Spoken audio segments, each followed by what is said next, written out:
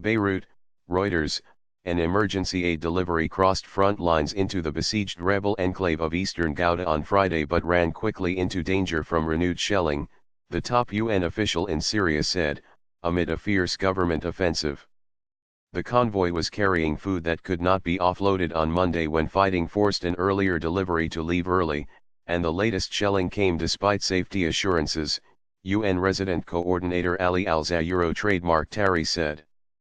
In less than 2 weeks, the Syrian army has retaken nearly all the farmland in eastern Ghouta under cover of near ceaseless shelling and air strikes, leaving only a dense sprawl of towns, about half the territory, still under insurgent control.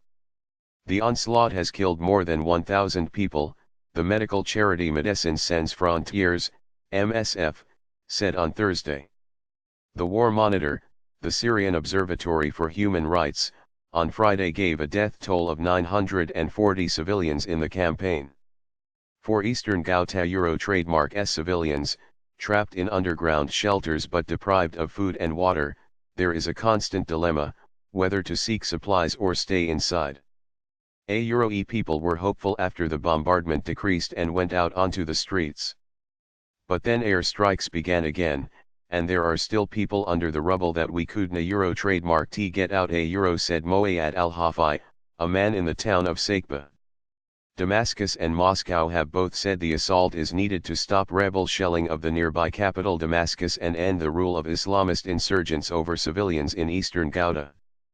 But UN Human Rights Chief Zaid Ra Euro trademark Ad al-Hussein has said, in comments criticized by Syria Euro trademark S government, that the assault was legally, and morally, unsustainable Euro.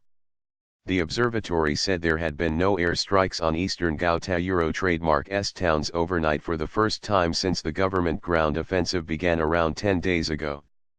But soon after the convoy of 13 trucks carrying food parcels crossed into eastern Ghouta, the observatory and a witness in Doma said airstrikes had resumed.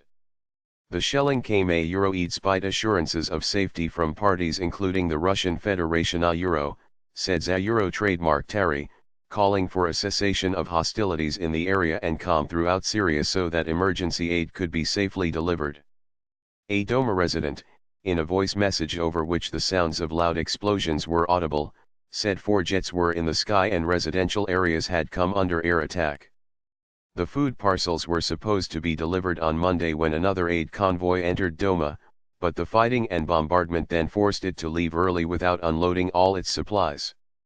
Defeat in eastern Ghouta would deal the rebels their biggest blow since the fall of Aleppo, Syria Euro trademark S second city, in December 2016 by forcing them from their only significant stronghold left near Syria Euro trademark S capital. For President Bashar al-Assad, it would mark a significant victory as he builds on the military momentum created by Russia Euro trademark S entry into the war in 2015 that has restored his rule over large swathes of the country. In many cases, rebel enclaves have surrendered to the government in deals that allowed insurgents and their families, along with any other civilians who did not wish to stay under Assad Euro trademark S rule, to depart for other opposition areas. Euro or own meal in several days Euro. Euro or Eth situation is relatively good today. The bombing eased for a bit and is no longer intense Euro said Bilal Abu Salah, a resident of Doma, before the resumption of air strikes. But he added that shortages remain acute, causing great hardship. Euro or entire families eat 1 meal in several days Euro he said. UN aid agencies have pleaded with the Syrian government and its ally Russia to halt the campaign and allow access for humanitarian deliveries. The United Nations estimates that 400,000 people live in rebel-held areas of eastern Ghouta. The government and Russia Euro trademark S military have opened what they say are safe routes out of the enclave, but no inhabitants are known to have left yet. Damascus and Moscow accuse the insurgents of shooting at civilians to prevent them fleeing the fighting into government areas. Rebels deny this and say the area Euro trademark S inhabitants have not crossed into government territory because they fear persecution. The terror of the bombardment and the increasingly unbearable living conditions may push people to brave the fighting and flee, according to one resident of Doma. They are putting pressure on the civilians and luring them out of eastern Ghouta. I don't trademark T want to leave, but I don't trademark T want any harm to happen to my family, said Abu Ahmed al-Ghoutani, who said he has 2 children. Medical facilities have been hit in air strikes, adding to shortages of equipment that have made it harder to treat the wounded.